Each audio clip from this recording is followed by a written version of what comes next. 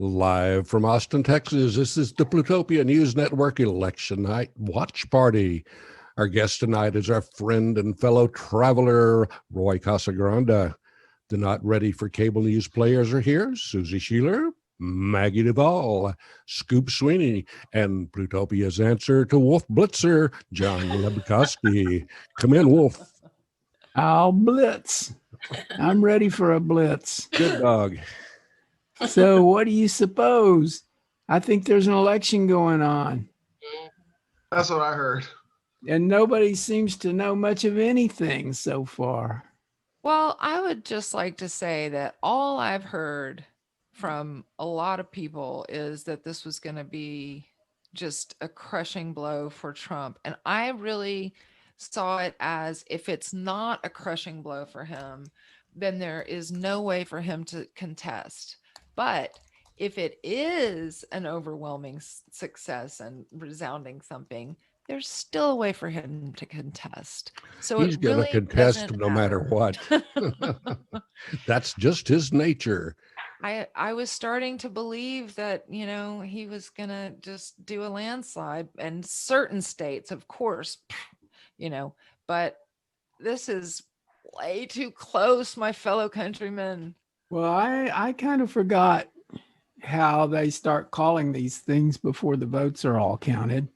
Yeah. And I'm sure there's a science behind that, but it makes me a little uncomfortable. In fact, it makes me a little tense, actually. Well, yeah. And the fact that he wanted to call it tonight, I mean, that's just stupid. Well, I'm not worried about him. He can call it all he wants to. And that they're not going to call the race for president tonight. But you know what I suspect. Well, actually, they might. It depends on what happens in North Carolina, Ohio, and Pennsylvania. Yeah, Ohio is the one they've been really looking at. It would be great for Trump if he won Ohio, but if he doesn't also win Pennsylvania and North Carolina, he doesn't have a path. Yes. And the fact that Texas is up for grabs, I mean, he's got to be nervous. He's got to win 4 states that right now I think are coin tosses. Well, not Pennsylvania. I think Pennsylvania will probably go for Biden. And I think North Carolina is going to go for Biden. He just got a 7 more points, 7 more electoral votes. Yeah, Pennsylvania is it's gray on the map I'm looking at, which is at the Washington Post, by the way. Right, but it's only 25% of the vote reporting. Yeah, exactly. So it's really early in Pennsylvania. Mm-hmm. And currently it shows Trump a little bit ahead in Pennsylvania. It does, yeah. By and Ohio is pink. Arizona is light blue right now. Ohio is 50.8 for Trump and 47.9 for Biden. 70% of the votes in. Yeah, Trump just in Texas just bumped up to 50.2 to 48.5 for Biden. So he finally swapped up so we went red. Yeah. It's worth pointing out that his bump has happened in the last 3 percentage points that reported. When it was at 65%, Biden was ahead by about 100,000 votes. Yeah. So that last 3 points probably came from particularly red counties. Yeah, there's a lot of the red that are finally populating on. I'm looking at Texas Tribune's map. We've got 77% of the votes counted in Texas, 50.5 Trump to 48.1 Biden. Yeah. This is just such evidence. I mean, this is the largest historical turnout for us since 1950, or maybe longer than that. It's historic. And this is who we are. We are half a bunch of racist, misogynist bigots. I mean, we're just showing that, I think. And then the other half of us are like, what the fuck is happening? I mean, I think that all that's true, but what I'm trying to figure out is where the other half was. You know what I mean? Like, where was the voter turnout that was supposed to be so amazing? When I went to my local voting center today, There was nobody there. Yeah, well, Harris it County was all reported early that. voting. Yeah, early Right. voting was a huge amount of percentage Maybe of that's the why. registered voters. It is so much so that as of Friday last week, we had exceeded our 2016 voter turnout. But if no one showed up today, that means that all we did was what we did in 2016. Just we voted early. Just voted, yeah. Yeah. It cannot possibly be this. I am not living in an echo chamber because my parents are Trumpsters. So I see what's happening and I know the shy Trump voter. I would rather call him the mortified, embarrassed Trump voter, you know, because they don't talk about it. They're afraid to talk about it in public. And I'm like, well, what what can you possibly have to say? You don't watch his rallies. You can't cite anything other than economics. So I have a report. AP is saying that Lindsey Graham won in South Carolina. So Harrison lost. I'm surprised. And MJ Hager has conceded. So that's over. Yeah, I knew that Senator Corndog was probably going to pull it off because he's been pulling in all sorts of money from the usual sources. We actually refer to him as Cornyn the Barbarian. He's so, it's such a paper. I mean, what does he do? What role does he necessarily fulfill other than helping Trump's agenda? And not much by that. I think he's too lazy. I really do. What does he do? But he just said that he was secretly against Trump all this time. You're right. I forgot. Until tomorrow, and he'll have a come to Jesus moment, and he'll be born again, Trump again. There's 300,000 missing ballots, and the Postal Service was ordered to conduct sweeps in 12 postal districts, and they just didn't do it. They refused to do it. Well, they were showing video on NBC's reporting this evening of all the unprocessed mail-in ballots at a number of different postal locations. They're just huge numbers. They just didn't do them.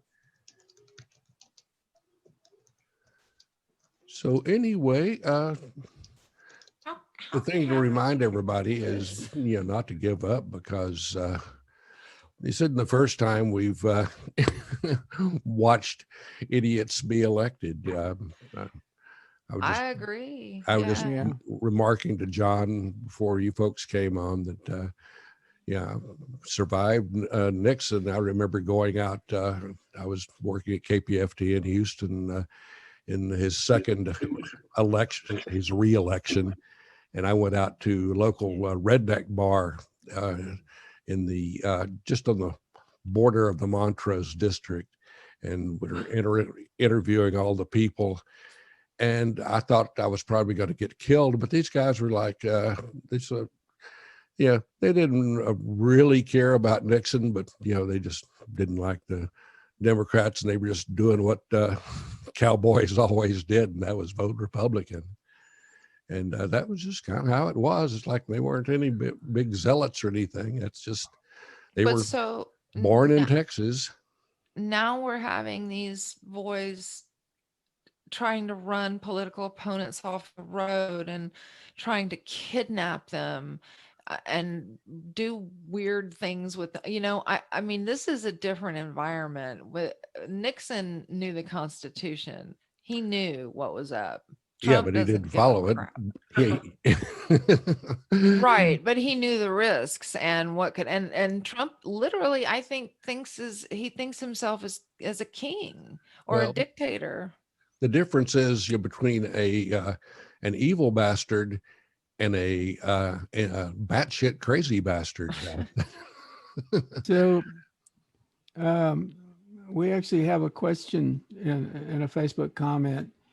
Brandon Wilson asks, is it too early to tell who will win the election? When we Google who is winning the election, it says Biden is winning the electoral votes. Right now, I think Biden definitely has the advantage. So as some of the numbers look concerning, but you have to remember it's too early to call Wisconsin or Michigan. We have no idea what's going on there. Pennsylvania is only at 27% reporting. So even though Trump is technically ahead right now, I just don't see how he wins that state. And then unless he wins North Carolina and Ohio and Pennsylvania, I don't see how he wins. So the answer is right now, I think it looks good for Joe Biden. Yeah, and as we know, you don't have to win the popular vote to win the electoral votes. Yeah, Until right. he loses the electoral and he gets the popular vote this time. What do you think he'll say about that? Oh, you mean Will if we do it? Trump wins the popular vote? Yeah, but loses the electoral college. I just don't see that happening. I know right now he's 1.8% ahead, but once California comes in, it's going to be 2-1 voting. That's and probably most likely Oregon and Washington. I mean, all of them, I would think. I mean, as things stand right now, I think it's probably very, very, very likely Biden wins the popular vote. So the question is, can Trump somehow sneak through another electoral college win? Mm-hmm. Yeah. And there's a way for him to do that, but apparently it's much harder for him to do that than it was in 2016. And with 70% of the vote reporting, Biden is 10 points ahead, 9.5 points ahead in Arizona. So it looks like, that's a key. It's a small state. It's 11 electoral college votes, but it matters. And if Trump can't win it, it makes it that much harder for him to pull this off. I mean, I really hope that Plutopia doesn't have to secede from the Union. I'm ready, though. I'm ready. I asked a Canadian friend if Austin could join Canada, and he said as long as we didn't bring the rest of Texas with us. Yeah. Okay. I'm fine with that. Going back to something that Susie was mentioning, it is kind of appalling to me too that it's so seemingly evenly divided between this old way of looking at the world and this, people that want something better. It's just kind of fascinating, and you would kind of hope that more were carried along. But I'm just struck by I don't have a lot of connection with most of my family for the same reasons most of us don't have connections. But a cousin of mine posted on one of my posts recently, well, I don't like Trump as a person, but I like his policies. And I'm like, that's what my parents say. And it's like, wow, this divide between you and me is just. Let's examine that. What policies are they talking about exactly? They never have in their heads that there is actually some. I mean, do they like the fact that? I mean, being a white nationalist isn't a policy, and I guess they're saying they don't like that about him. But there's something that he's done that is what they like about him. Huh? Yeah. I mean, when I hear somebody say, I don't like what immigrants are doing to this country, what I hear is I don't like immigrants. Yeah, me too. Yeah, absolutely. I hear support for white nationalism when I hear anti-immigrant sentiments. So I think, isn't that the only policies that succeeded in so far? Yeah. Well, actually, I will say there's a guy a guy named Jim Ronay, who I've been sort of debating on Facebook. He's a Trump supporter, but he's a fairly civil guy. And he did post a big list of things that he considered Trump's accomplishments. Now, some of them I didn't consider accomplishments. I considered them egregious, but there were some things on that list, and I'm sorry to say I can't remember what they were, but there were some things on that list that struck me as, oh, well, that's a pretty good thing. And did Trump do it? Well, he signed like legislation or whatever. There were some things that were not horrible on that list. So there may be some things that people like. But I really think, people have to sort of look the other way where his handling of COVID is concerned. Mm-hmm. And they have to look the other way where his level of corruption is concerned. And I really don't think they see that corruption. I just don't think they see it. Well, they don't blame Trump for the coronavirus either. They blame China, and it's a very specific blame. It is a conspiracy theory blame. My parents have it. They believe 100% that China released this on the world. For what purpose? I don't know, to take us all over, I suppose. But they totally, how do you believe, and having taught me about the Nazis and how you demonize people. Well, I may have an answer for that, actually. Okay. About how you believe it. Lay it on me. Well, you refer to conspiracy theory. Mm-hmm. And I watched, there was like an hour and a half kind of panel discussion that TEDx Mid-Atlantic did on QAnon. Okay. And Eric Davis told me about it. I watched it. And it's really the best overview of QAnon I've seen. And one of the points that they made, one of the things they said is people really need to quit calling QAnon a conspiracy theory. It's a cult.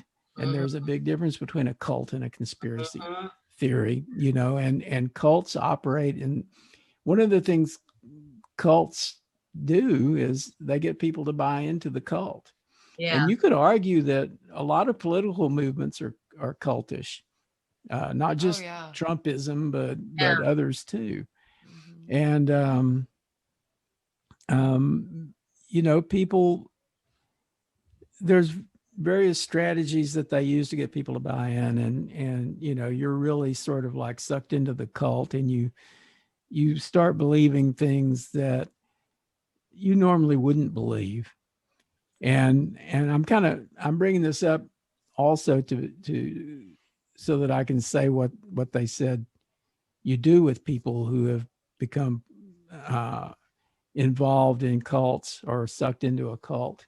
Okay. Because I think this is important. This was a guy named, I think it was Steve Hassan, who was a Moonie. Mm-hmm. And he had to be deprogrammed. And he made it sort of his life's mission to study cults and work on deprogramming. And he said one of the key things that you do with people who are in cults is you just start questioning them. You don't challenge them, but you ask them questions about this thing that they're saying, you know? And if you do that, you can trigger some level of critical thinking that can help them, you know, think through the various things that they have come to believe. I would also, that's great. I love that you're bringing this up, John, because I've been studying cults for the last about 6 months, especially. Me too. And we can start a cult. One of the things that we had. like one of the key issues that keeps like coming up for me is this hunger. You know, we figure like we're asking like, how do these people get involved in this shit? Like this hunger for community, you know. And I go back to, I'm a minister of spiritual science. I've married people for about almost 20 years now. And all these couples that would come to me as a non-denominational, non-traditional minister was, you know, a lot of them were Baptists, Catholics, you know, and they couldn't get married in the same church because they were different religions, blah, blah, blah. And they said, like, we loved our church, but we don't feel a part of it anymore. And what they loved about the church was the community, not the dogma. So if you read about these people that get away from cults, what they say, it's like, what was so hard for them to break away? The reason was the community, you know, that love that they felt.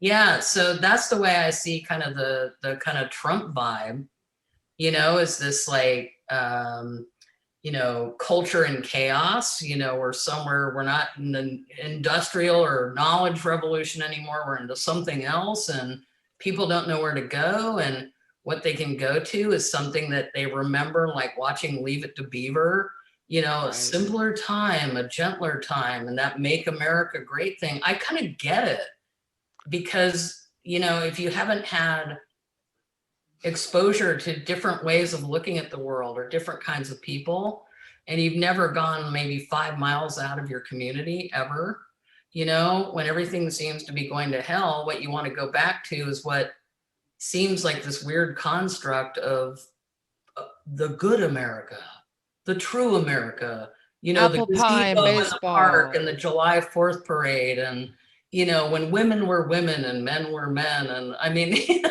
Also, like, if you get all your news from one, like, yeah, that Yeah, well, if you source.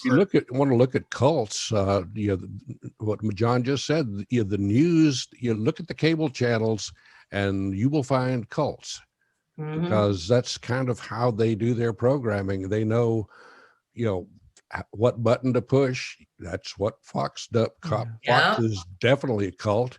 So is CNN. So is MSNBC. I mean, so is Plutopia News Network. Absolutely. I mean, I'm going to get me a funny costume and be a cult leader, you know, maybe. So we have to wear, I brought this up in my Polycot meeting this week. We have to wear lederhosen, but we wear them upside down.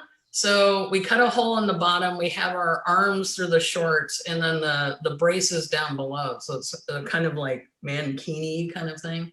Ooh, That's my idea. The reason I'm raising my hand is because we have questions. We have a few questions from people posting in comments. Okay. So one is from a young lady named Hunter Tripp, who I think we all know. I think. And Hunter is asking, she says, a lot of people my age on TikTok and Twitter are basically saying they expect a full-on civil war either way, especially if Trump wins. Yes. We think there's going to be a civil war? Yes. Roy, what do you think? So I think civil war is definitely on the table. I don't think we've been this divided against each other since 1860. But having said that, I also know that Americans are full of hot air, and that we are happy to massacre people of color in another country and send somebody else's boy to go die for that, right? 8% of the US population at any given moment is either a veteran or in active duty in the military. 92% of Americans never serve, and yet they're out there with their little flag waving it as we bomb the living hell out of a third world country and steal its resources. So my experience is, based on my experience, we won't have a civil war, but what we might end up having is, if Trump wins, lots of protests, possible riots, and then the police shooting us. Or if Biden wins, I expect random acts of terrorism.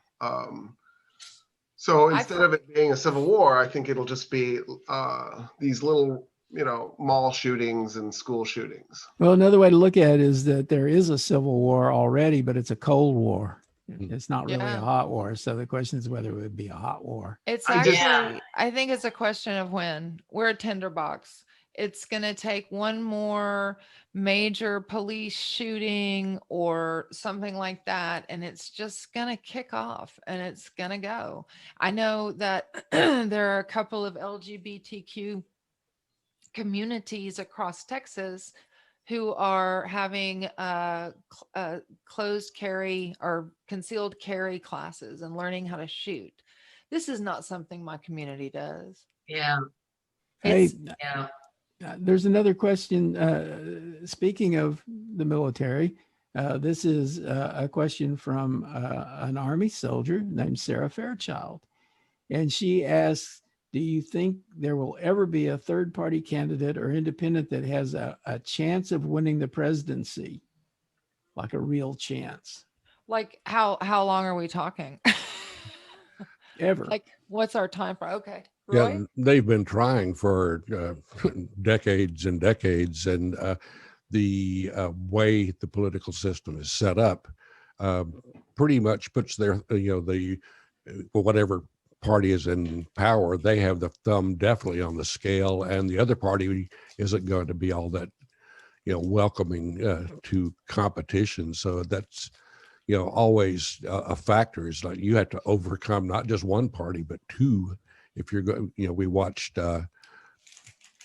the various independent parties come and go, pretty drastically. The Libertarians have been trying for a long time and had local success in scattered areas, but as far as national success, they've just never been able to climb that mountain that's in front of them. Yeah, I don't think the Libertarians have ever cleared 3% in an election. They usually hover right around 1%. There's only been one third party that's ever won, and that was the Republican Party, and that was 1860. They took out the Whig Party. And the reason why it's only ever happened once is because structurally, the way US elections are run, it's single member district representation. And in 47 states, Maine is complicated. So let's keep it at 46 states. In 46 states, it's whoever gets the plurality of the vote. So imagine if you have three candidates, one candidate has 45% of the vote, and let's make the third party super competitive. So another party has 30% and the remaining party has 55 or 25%. So it's 40, 30, 25. Let's make the 25 be party C, and let's say you're a fan of party C. And let's make it so that you hate party A and party B is close to you. If you vote for C, A wins, the guy you hate. So by voting for C, you're effectively making the worst imaginable outcome come true. At that point, if you would just vote for B, the lesser of the two evils, you could prevent A from taking over. And because of that dynamic, what happens is, because Americans forget this periodically, is every once in a while, a third party candidate will get a little bit of traction and cost the other party the election, like H. Ross Perot did in 1992. Ralph Nader, perhaps. Ralph Nader in 2000. Yeah. So periodically, we have to be reminded how this works. But unless we get rid of single member district representation that has a plurality requirement, there is no path for a third party to ever do anything meaningful. Okay, so here's another question. And this is from Brandon Wilson in San Antonio. Something that Trump supporters say is that he's trustworthy because he's for the people and against politicians. Is that something that can speak to Americans not being able to trust the government? Does Biden appeal to those types of voters? Have Americans lost faith in their politicians? And if so, for how long? Wow. Roy, you want to take that one first? So I used to ask my students, which branch of the government do you trust the most? And I split Congress into two pieces. So it was effectively four, right? And almost everyone said Supreme Court was number one. And then usually it was the presidency, although George Bush Jr. messed that up a little bit and Trump messed that up a little bit. But usually it was the presidency was second, and then the Senate was third, and the House was fourth. It's worth pointing out that we don't elect the Supreme Court. We really don't have that much control over who's president. And in fact, we don't have very much control over who's the senator, but we do have an enormous amount of control over who our who our representative is, right? Because the representative probably, depending on where you live in the United States, is somewhere between 800,000 to 1.2 million people who are represented by that representative. So in other words, the most democratic institution in the United States is traditionally the one that Americans trust the least, and the least democratic institution is the one that they traditionally trust the most. What that tells me is Americans know they're idiots, and as a result, they don't trust themselves. But that's ironic. And so, this fascination Americans have hating the government is really remarkable. If they would just vote, if they would just inform themselves, if they would just make better voting decisions, they wouldn't have a government they hated so much. Yeah. Okay, here's another question. This is, let's see who this is from. Tristan Sierra Blue. If Trump were to be reelected, how do you think the protests would be different this time around compared to when he was first elected? I don't recall there being as many protests when he was first elected. That was the Women's March. The Women's March, of course. There were protests throughout November and December. I had a thing. I had that thing. And there was the Women's March. There was also when Texas Muslim Capital Day, no ban, no wall. There were a bunch of protest events. The Equality March was a big deal. I mean, I know I've got that, but that was just the Texas one. But the Equality March, the gay community essentially gave up their pride, because with a lot of pressure from a lot of folks, but a lot of them just turned their pride into the Equality March for Unity and Pride. And that was a really big deal. They marched on Washington, and it was the largest LGBTQ gathering protest at the Capitol ever. So these Trumps are sort of, these protests are, they're sort of like differently focused, and they're partly about Trump, but they're partly about a specific issue that's really was a problem before Trump even showed up. The Women's March, I think, was quite a bit about Trump, but I'm just kind of wondering, would we see protests that are more focused and that are more specifically about the fact that Trump has taken the election? And would they be, we have talked to people who are Republicans or Trumpists who say that they expect violence from the Democrats. And from my perspective, Democrats tend not to be violent. So I expect violence I'm wondering from the police. about that. Yeah. I expect that we will exercise our First Amendment right to protest, to freedom of assembly and freedom of speech, which is protest, and that the police are going to shoot us. And they're going to use, quote, less lethal weapons. It's not non-lethal, it's less lethal. And a bunch of us are going to get injured or killed. Yeah, makes you less dead. The APD, I just read an article last night. They were, said they were told not to have those. What's the term for it? Less lethal. Less lethal, and they just ordered $40,000 more worth of that shit. I'm sure that it's warehoused away until all of that blows over. The problem they got to hurry up and get their stuff before that we defund them. The problem with all of the many demonstrations, from observing it over many years, is it starts out, fiery hot, right after the election or whatever the event was that triggers it. And then there's a balkanization that happens where various power brokers think, well, I'm going to take over this from my group, and then this group says no, it's going to be my, and next thing you know, instead of this big mass of people, you've got a lot of little masses of many people. It's like the tragedy of Ireland. I mean, because Ireland could, they got all this help over the centuries to throw over the English or whoever, and they just would start fighting amongst themselves. And I'm glad you said that, Scoop, because when we were talking about the Women's March, I remember how empowering it was at first. And then I remembered, and this is not a negative thing, I think this is a positive thing. All these different groups are coming out and saying, you did not represent us. This is all a bunch of white women, yes, protesting, what about the rest of us? And that started, it was like this, imagining this map of all these interconnections of all these voices starting to come into the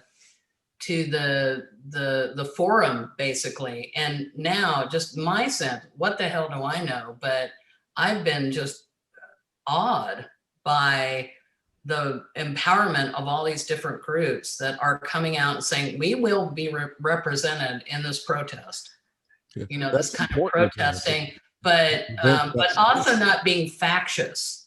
It's like working with, not factious. It's like, no, okay, we understood why this happened before. I don't know. It's just the sense I have, and I think it's kind of breathtaking, because this is the difference I see between 2016 and now. Yeah, the best thing to do if Trump wins is to start building something, right? Like the wall around the White House. Not just to be in the streets. I mean, it may make sense to be in the streets to some extent, but really to start building something and doing some activist work. And, even what if really kills inspiration sometimes is implementation, right? When you have to actually take the inspiration and channel it into the real work of building something, it can fall apart. So the thing to do is to figure out how to prevent that from happening. Well, I think there's a definite sense of this organic emergence of all these interconnections that have been building for years. I just posted something about this earlier on Facepalm. You know, like if nothing else, whatever happens tonight, I am thinking about all these interconnections, all these like support groups, you know, because of COVID mainly, but then the political thing on top of it. So many people realizing we have no safety net.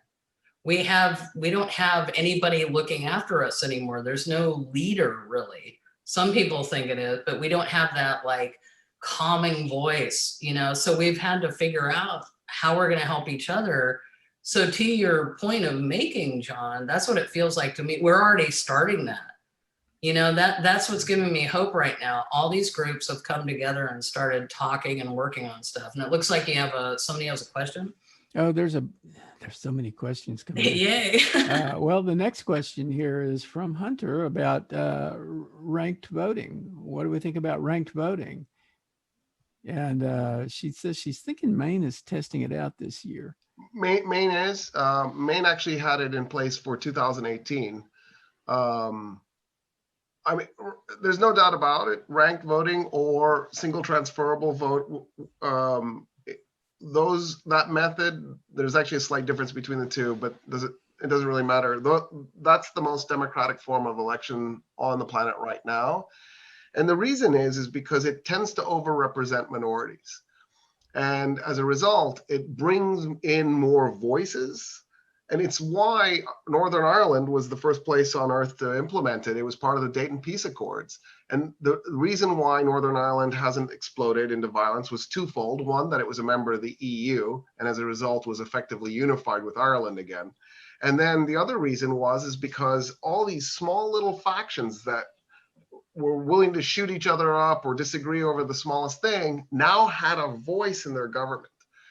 As a result, we've seen a mass migration of states over to this system. So New Zealand is doing it, Australia is doing it. If you can think of a place that you think of as idyllic in terms of it's democratic and it has a good government, a functioning government, they're at least considering it at this point. Can you see? But in the United States, I would take anything. Proportional representation is better than what we have. I would take just simply forcing them to have a majority. Like, so Louisiana, California, and Washington State require majorities in elections. So it's not the person who comes in first place. If nobody gets a majority, they have to have a runoff election. And what that does is that makes it so that you have a real election with real choices, as opposed to you going in there and holding your nose and voting for the lesser of two evils all the time. But can you see the Democrats and Republicans giving up their current methods and embracing that? No, because it would be giving up their biopoly, right? I mean, the Demoblicans and the Republicrats love this system because they will never be out of power. I mean, temporarily they're out of power, and then we go and we vote for the other side, and then we go and we vote for the other side, and it's this, and they've worked together. The next question was, what about Americans being manipulated through their choices of media? I've noticed especially Facebook is an echo chamber that just regurgitates their own original beliefs. How can Americans overcome their vulnerability to social media? And that's from Brandon Wilson. And that's something that I've been thinking about a lot. And, one answer I have for that is that somehow we need to promote critical thinking as an antidote to that vulnerability. And that thing we were talking about earlier, the thing about questioning people who seem to be, we talked about it in cults, ask questions of people who seem to have got sucked into a cult. But that, I think, also applies to people who are in an echo chamber, to start just questioning them. Because when you question them, it helps them to start questioning themselves. Anybody else have a thought? If you're going to do the Facebook thing, or Twitter for me is better because I can type out my response really fast and then erase it. You know what I mean? It's like, I just go, you don't know what you're talking about. And then I go, who cares what I think? And so I erase it. But for me, I follow a ton of journalists who I respect. And then I also follow the journalists I don't respect so much, just to see what they're saying. I also follow senators and House representatives from other states. You know, you can give money to those people and their campaigns when they run. Like, I wish I'd had the money to give to Amy McGrath, for example, but I gave it to Biden. But that's the way I do it. And I honestly, you know, I have to listen to the other side. I will not watch Fox News, and I will not listen to Rush Limbaugh. Those are two things that just make me angry. But Rush Limbaugh won the Medal of Freedom. Well, for me, what I find is when I can go out of my own echo chamber and listen to people, it's something I've kind of done for a really long time. Mm-hmm. I actually, right after Trump was elected, I interviewed 2 of my friends in Oklahoma who voted for Trump, just to talk about what we had in common. It was a pretty great interview, and I'm thinking now maybe I'll put it out. Anyway, right on. What was different was like, I can, just like I was saying before, where I could understand these people wanting to go for what seemed like a safe thing. I can have some, I guess you'd call it empathy or something, for why they think that way. So I can have a conversation with people that don't necessarily share my opinions on things, but they're not in this place of like bullying or shaming or blaming or, you're stupid for thinking this way or whatever. It's like, so if I can have somebody say something that I completely disagree with, but if they say it in a way where they're just sharing it without all that other stuff, I appreciate that, because it makes me start thinking more. Right. Yeah, and it helps you argue with them. Argue the next them, time but it comes also up. kind of like expanding the critical thinking membrane. It's like, oh, I hadn't thought of that angle before. Mm-hmm. I don't agree with it, but it just gave me some insight to something I was thinking about. Right. I never want to give that up. So I hate the echo chamber. But yeah, there's this kind of like, if you don't agree with me, I'm going to hit you over the head, and I'm going to take my toys. And, it just feels like this childish thing of I don't, anyway, the shame and blame, like you're an idiot for thinking the way you do. That's what it seems to devolve into when I see threads. It's like, how could you be so, I do it myself. I think this, how can you be so stupid to think this thing? But then I try to anyway. Yeah, I use Facebook frustration. I use Facebook as a source of information of what these people think, because I have a lot of people I grew up with who in West Texas are very conservative, and they're very smart too. Mm-hmm. And I listen to them rather than scream at them. I want to hear what's going on in that space, and you can learn a lot by actually reading this stuff and listening to it with the your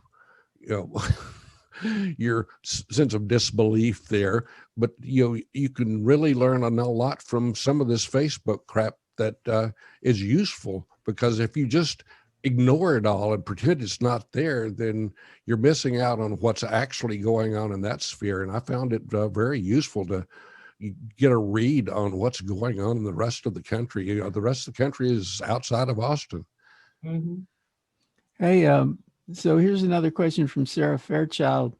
She says she mostly agrees with you, Maggie, but where people are not inherently one-sided when it comes to their opinions, but why is it so hard for Congress to compromise? Why does Congress seem to refuse the idea of compromise? And that wasn't always the case. Mm-hmm. So what's going on there? Roy? So the United States has gone through a really terrible polarization, and that gets reflected in Congress. So, it sounds like you guys are doing a great attempt at trying to understand what other people are thinking, that is not what the general population of the United States is doing. What's happened is we've split up into two camps. And what Congress has realized is if they look like they're willing to work with the other side, they're not going to win re-election. And at the end of the day, they don't care about anything other than winning re-election.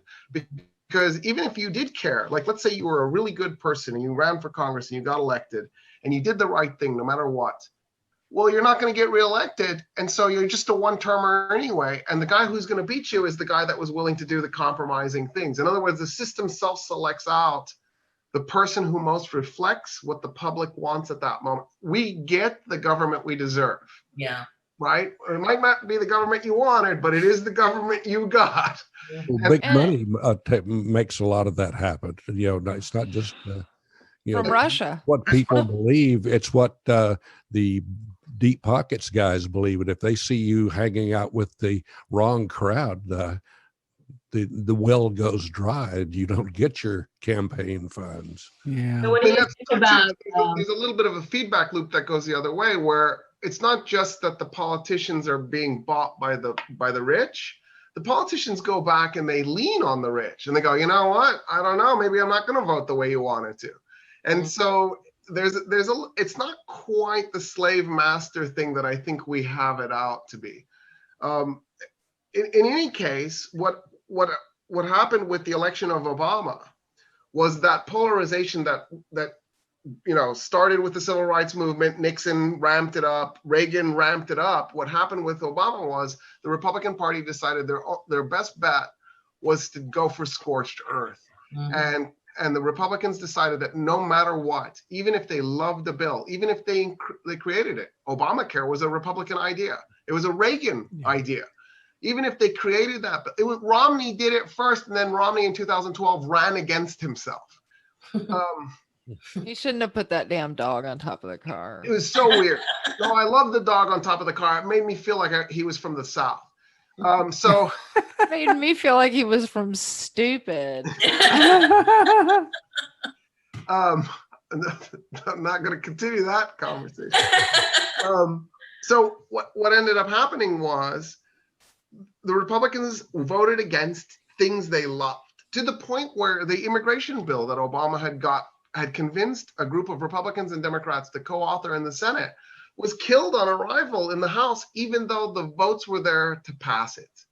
In other words, everything became about how can we destroy the other side? We don't care how much damage we do to the United States. And that's the Mitch McConnell thing, right? And then Mitch McConnell's at the heart of that. I mean, he is the baby of burn the United States to the ground if that's what it takes to win. Who votes for that, MF? I swear to God, what is Kentucky? Yeah, there you go. Kentucky to understand that. Yeah, have any of you ever been to Kentucky? Oh, thankfully, no. I have. Because I used to live in West Virginia. And God. And I had to take a few trips back and forth between Ohio, West Virginia, all the old like mining and steel, and it's a whole different world. Yeah, drive through Kentucky, but don't make eye contact. No, that's me home that's country Alabama. Roads. That's Alabama in my experience. Sorry. Hey, there's another question here. So Brandon Wilson is asking, how can we combat the current voting system or do away with it? Yes. And which voting system is best? And why haven't we implemented voting through our smartphones since we can conduct financial transactions through it?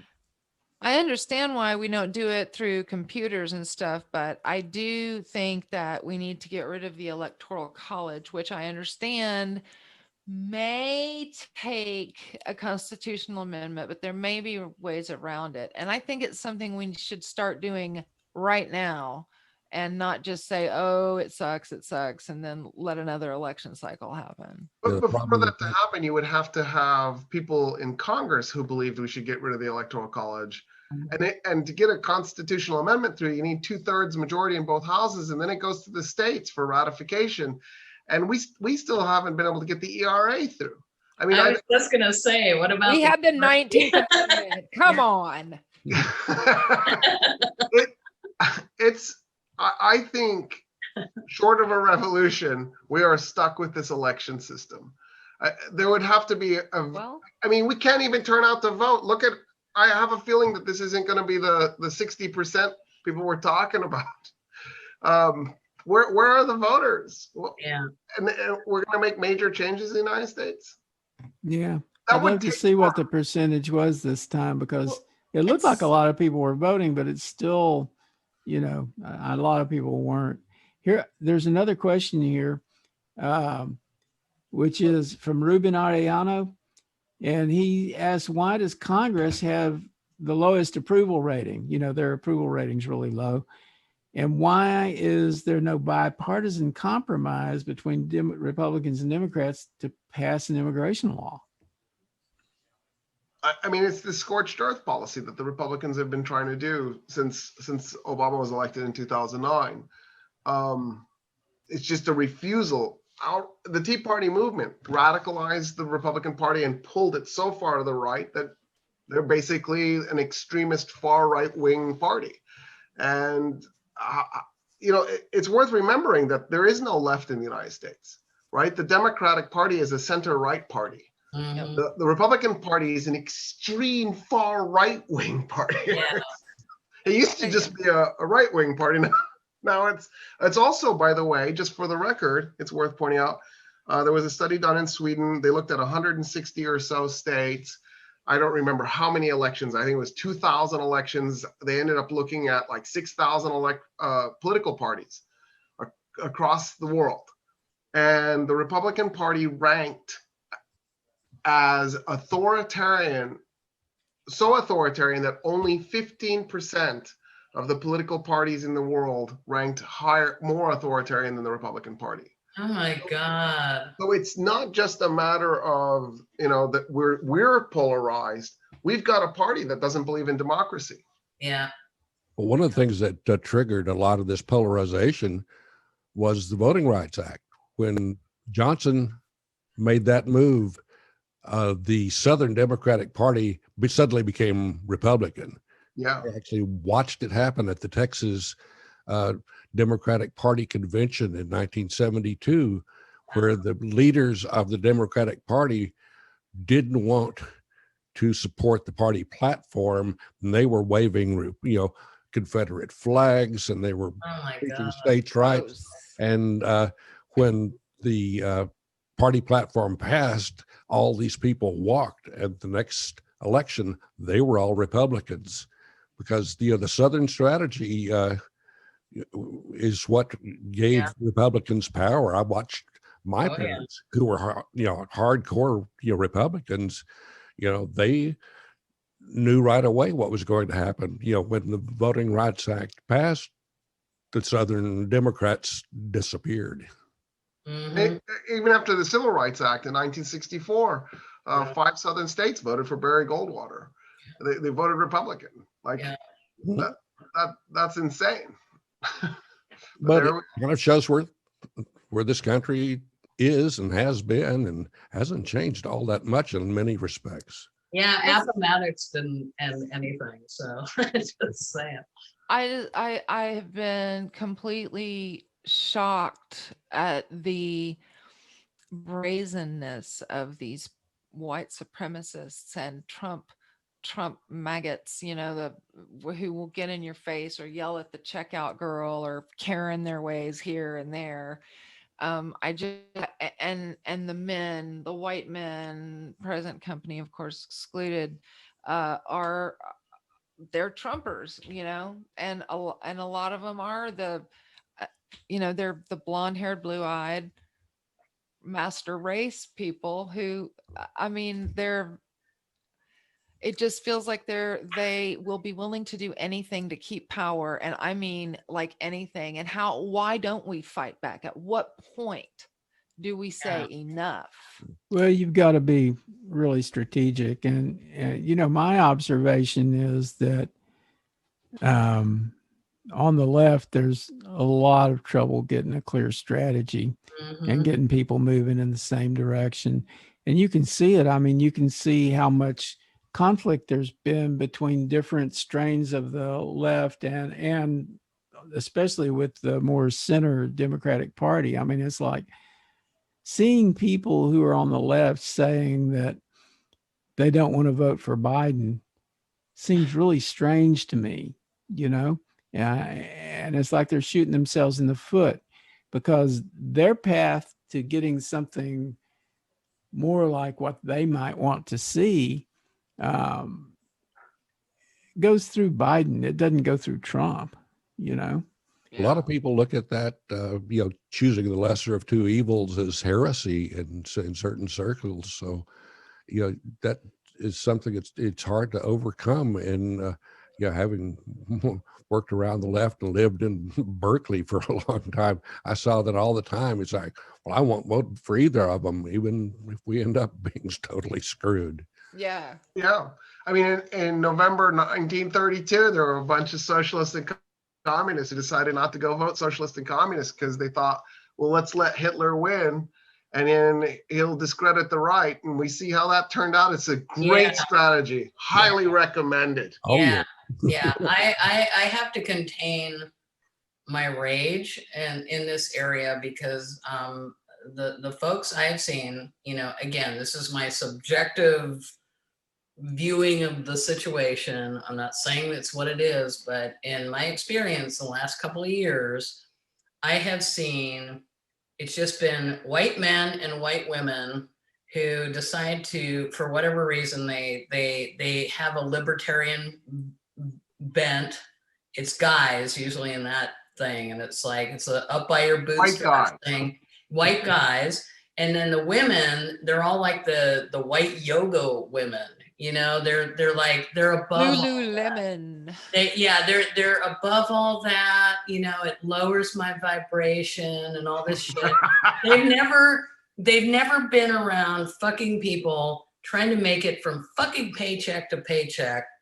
Yeah, I've been there myself, like living in shit, and you just keep trying. You get your car impounded, you can't get it back, then you can't get it to work. I mean, the people have to live on payday loans, and it's fucking horrific. And that they're being made to feel like they're shit because they can't get their act together. The whole system is made so they can't get their act together. So you like going off and go on my yoga retreat in Belize, and I'll just let the vibrations go because that's below me. They don't understand what people are freaking going through. It enrages me. Okay, that's my rant for tonight. That's my election edition rant. We have 3 minutes left.